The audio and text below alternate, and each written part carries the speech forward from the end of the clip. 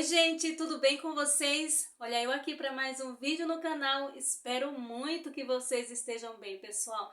Aqui comigo está tudo bem, tá bom? E se não estiver bem por aí, creia que vai ficar tudo bem em nome de Jesus, tá bom, gente? Não percam a esperança.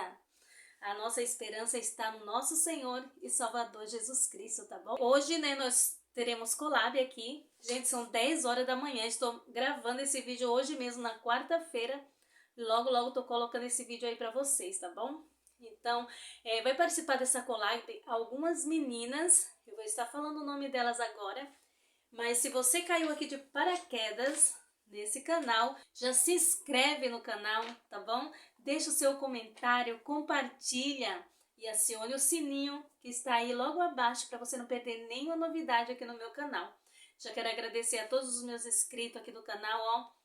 Um beijo no coração de todo. Muito obrigada a todos pelo apoio, tá bom, gente? E a collab de hoje é Senta que lá vem história, né? A gente vai contar uma história alegre que aconteceu na nossa vida, uma história muito triste que já aconteceu na nossa vida, enfim, alguma coisa que já aconteceu na nossa vida, né, pra gente estar relatando aqui.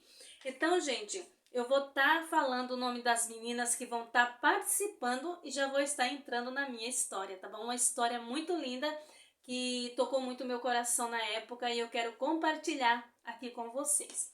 Então, vai participar da collab de hoje Dicas e Variedades da Nativa, Edilene Fogão de Luz, Tia Creme, Coisas da Cícera, que sou eu. Vai participar também Leila e Lívia Variedades, Lídia Mãe aos 16, Eu Sou Lígia, Entre a Casa é Sua, Adailza Oliveira de Tudo Um Pouco, Casinha da Gorete e Dulce Feliz aos 60. Olha quantas meninas vão contar a história dela, gente. Então, terminando esse vídeo aqui, não perde tempo, tá bom? Vai lá visitar elas e aproveita e já se inscreve no canal delas, pessoal, tá bom? Então, vamos lá a minha história. A minha história começa assim. Eu vou falar sobre um culto ao livre que eu participei há muitos anos atrás, que ficou muito marcado na minha vida. Eu ainda era bem jovem quando eu participei desse culto ao livre. A gente tem mania de fazer, às vezes, culto ao livre na rua, em frente de uma casa. Então, naquela época, há muitos anos atrás, e até hoje também os irmãos ainda fazem esses cultos, né? Que são os cultos muito bons. Gosto muito de participar de culto ao ar livre. Se você já participou de culto ao ar livre, comente aí aqueles cultos que é feito na rua, nas praças, né?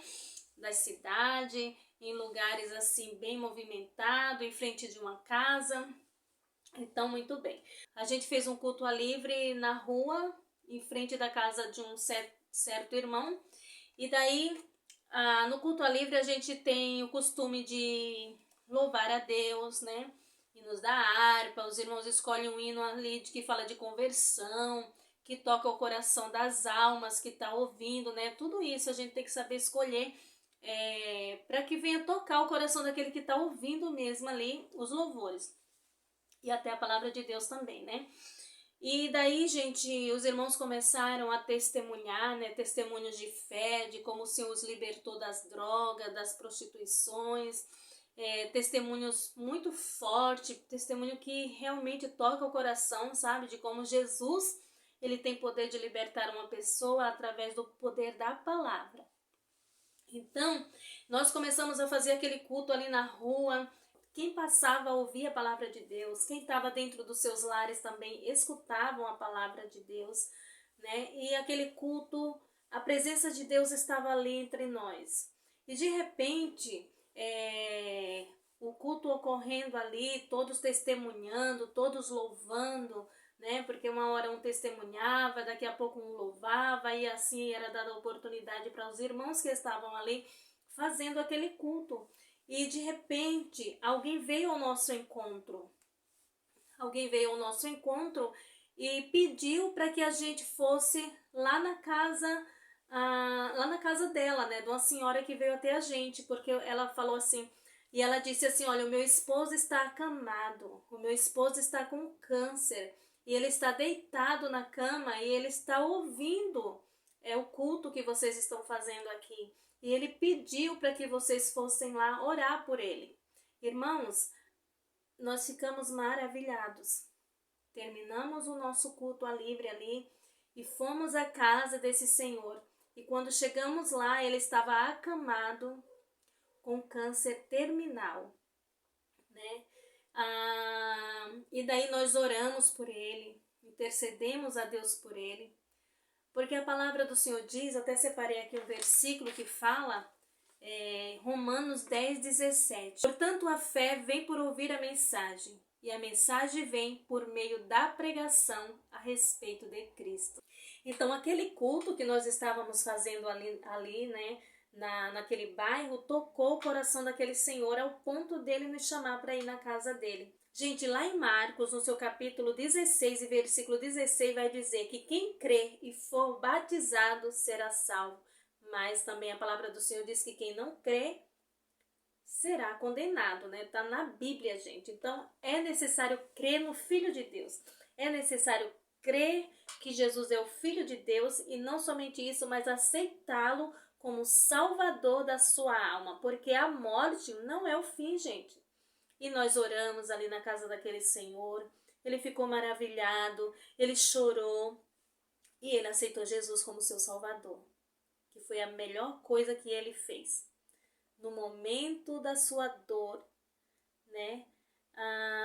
Na sua despedida daqui da terra, porque a vontade do Senhor foi realmente recolher, mas nós sabemos que a morte não é o fim para aqueles que servem a Cristo. A morte não é o fim para aqueles que aceitam a Jesus como seu Salvador. Quando uma pessoa morre, ele descansa em Cristo, né? Eles descansam em Cristo. E a palavra de Deus diz, eu vou deixar um versículo aqui para vocês, eu vou deixar um versículo aqui frisado na frente do vídeo para vocês, que quem morre está descansando em Cristo. E a palavra do Senhor diz que quando Jesus voltar, né, para buscar a sua igreja, que a igreja de Cristo vai ser arrebatada. Então, quando Cristo voltar para buscar a sua igreja, aí os que estão mortos em Cristo, esses que aceitaram a Cristo, que já morreram, irão ressuscitar naquele grande dia. Olha que maravilha! Irão ressuscitar e serão arrebatados para Cristo. E depois nós, os cristãos que estamos aqui na terra também, seremos arrebatados juntamente com eles. Olha que maravilha! Olha que promessa maravilhosa que Cristo faz para aqueles que o aceitam como Salvador da sua alma. É muito lindo o que Jesus fez.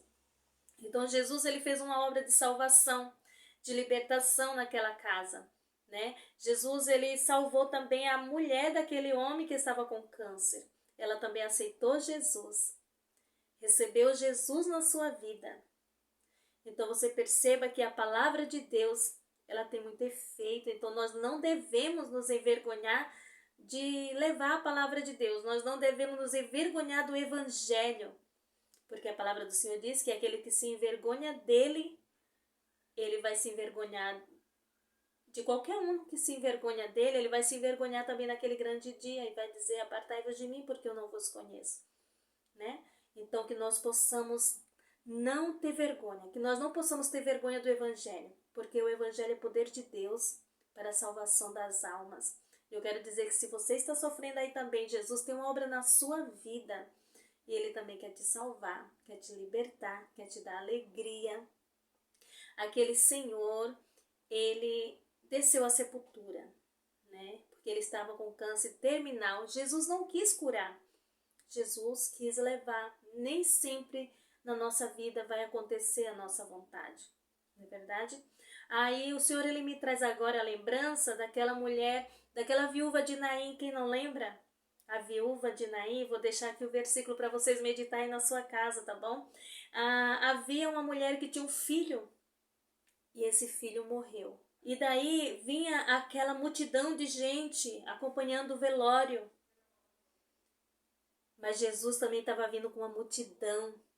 A mulher estava com a multidão da tristeza, né? Ela estava triste, chorando por causa do seu filho que estava dentro do caixão.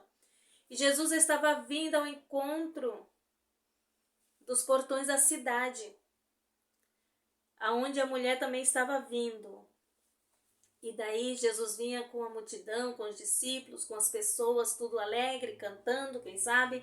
E aquela alegria toda, aqueles que vinham com Jesus estavam muito felizes. Porém, os que vinham com a mulher estavam numa tristeza só. Mas eu quero dizer para você que quando Jesus chega, aonde Jesus chega a alegria, aonde Jesus chega a vida, a esperança, né? Aquele Senhor desceu à sepultura, mas ele está descansando no Senhor. Ele está com a sua alma em paz, esperando o grande dia do Senhor Jesus. E aí, aquela mulher que vinha com seu filho chorando, suas amigas chorando juntamente com ele, e Jesus para diante daquele caixão e olha para aquela mulher e diz: não chores. Olha para o caixão e diz para o menino: levanta-te. E o menino levanta e há uma grande alegria naquele velório. Porque quando Jesus quer fazer milagre, ele faz, meus irmãos. Quando Jesus ele quer curar, ele cura. Quando Jesus ele quer tirar da UTI, ele tira. Jesus ele faz o impossível, porque ele tem poder. Mas se também ele não quiser fazer, ele continua sendo Deus, ele continua tendo a grandeza dele. Tudo acontece conforme a vontade de Deus. Então essa foi a minha história. Uma história que eu vivi, que eu vivenciei, que eu vi com os meus olhos, né? Me alegrei muito pela salvação daquele Senhor, né? Porque eu sei que ele está descansando em Deus. Porque a palavra do Senhor diz que todo ser humano tem que aceitar Jesus como Salvador, né? Todo ser humano tem que confessar que Jesus é o Filho de Deus, tem que crer no seu coração que Jesus é o Filho de Deus.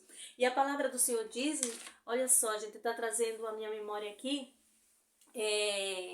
quem crê, né? Quem crê e for batizado será salvo. Mas também tem aquelas pessoas que não têm tempo de se batizar, né? Não tem tempo de se batizar. Então o que acontece? Eles não têm tempo de se batizar, mas nem por causa disso vai deixar de ser salvo. Porque tem esse senhor mesmo que faleceu, não deu tempo de se batizar. Mas ele creu no Filho de Deus. Ele acreditou no Filho de Deus. Ele aceitou Jesus como seu Salvador. E isso foi imputado como justiça. Ele foi um salvo em Jesus Cristo, né? Agora, quando nós temos o tempo, quando a pessoa tem o tempo, né, de aceitar a Jesus, de passar por aquele processo de conversão, de discipulado, conhecer sobre a Trindade de Deus, conhecer mais sobre Deus, né, estudando a sua palavra, aí a pessoa vai descer as águas batismais, né? O que é o batismo? O batismo, gente, o batismo é um elemento de vital importância para a igreja cristã. Através do batismo, declaramos que estamos arrependidos diante de Deus e que aceitamos seu projeto de vida e estamos desejosos de fazer parte do seu corpo, que é a igreja de Cristo. Entendeu? Então, se a pessoa não der tempo de se batizar, ele não vai deixar de ser um salvo. Entendeu? Mas aqueles que tiverem tempo, com certeza vão se batizar como Jesus se batizou. Jesus foi um exemplo, né? Quando a gente desce as águas batismais, nós estamos ali dizendo: o velho homem morreu e nasceu um novo homem na presença de Deus. E essa foi a minha história, uma história real que aconteceu de um culto ao livre que nós fizemos para a glória e para a honra do nosso Senhor e Salvador Jesus Cristo. Eu espero muito que vocês tenham gostado dessa história. Uma história de salvação, história de libertação, uma história em que a palavra de Deus tocou o coração de um homem na sua cama, no leito de dor. Tá bom? Que Deus te abençoe. Quero dizer para você que não importa o processo que você esteja passando, se agarre com Deus. Aceite Jesus como teu Salvador também e deixa Ele cuidar da tua vida. Porque se Ele quiser fazer o impossível, não tem nada também que possa impedir o agir dele na sua vida, tá bom? Que Deus te abençoe, que Deus te guarde, ó. Um beijo no coração de todos e não deixa de visitar as amigas, tá bom? Porque elas estão lá contando a história dela também. E muito obrigado, gente. Tchau!